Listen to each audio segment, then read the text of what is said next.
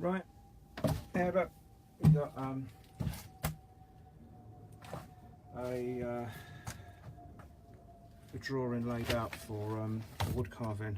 So I'll show you a basic template to kind of cut down on, you know, how to draw it better basically. As I said, this is a number 5 sweep. I've got this marked on my chisels, but they come on there, and I hide that for authenticity, you know, for show display purposes. I rub that off of there and put it on the thing instead in dots. This is a 5. It's quite a curved one, or more curved than a 4, and less curved than a 6. They go up in, you know, as like that. Yeah, so a number 5, I reckon, will go around the inside of this. So after you've drawn your outline, like we've just done, stand your chisels up vertically, so you can try and get the correct sweep for what you've just drawn, and give it a good whack like so, like that.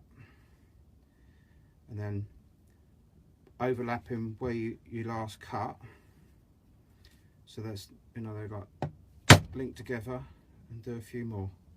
Keep them on your line and see if the 5 was about right, which it is. If anything, it's slightly tighter than the drawing. Anyway, there you go, look, several of those in a line has now made you a longer curve, yeah? So each time it's about 20, is it, millimeters. If you just put 4 together, you just made 80.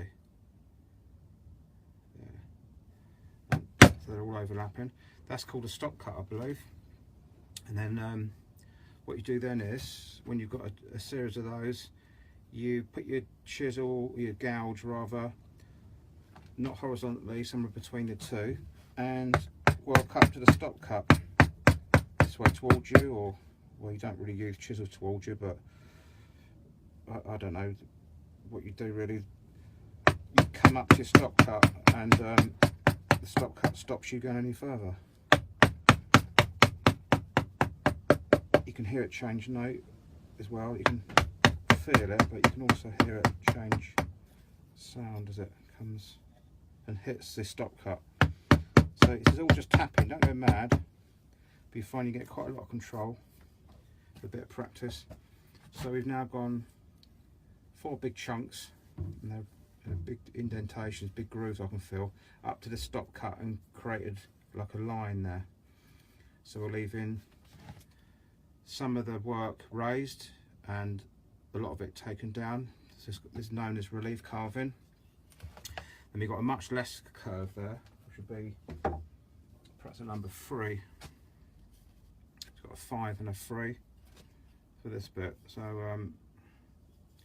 well, it would be for that end there. So I'll give that a clump downwards. There's a stop cut there, and then work up to that. This is only pine there, so it's never going to be really that good, this one. But it's just a bit of lid on this box that we've made for the paint making. So yes, you've got a 5 now, a 3 this way, so coming towards you, plonk, I can feel it, hitting the stop cut, like that, just little taps, there you go. There. And they should ping out. So you've now created like a hole in there, like a depression.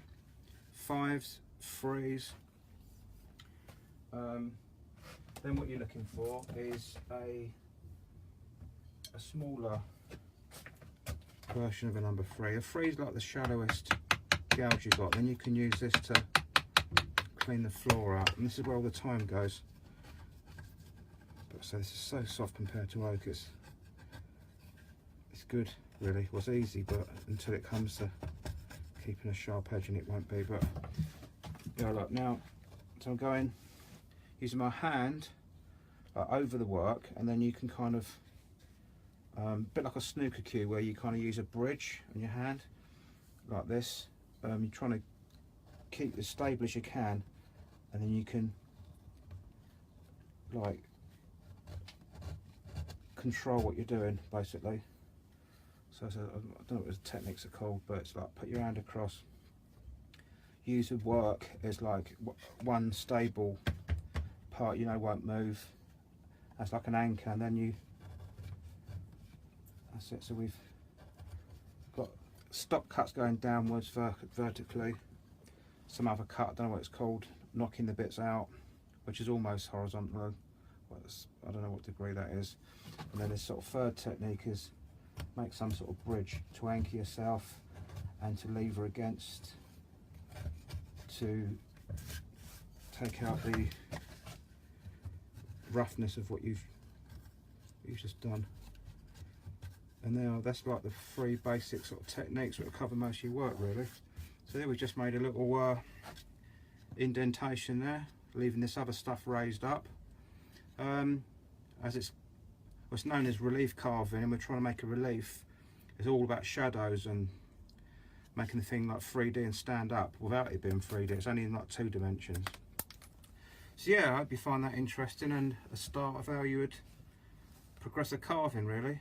And yeah, I'll do a bit more at some point and see what else we can show you on there. So thanks for watching, and yeah, I hope you find it interesting. Yeah, cheers, bye.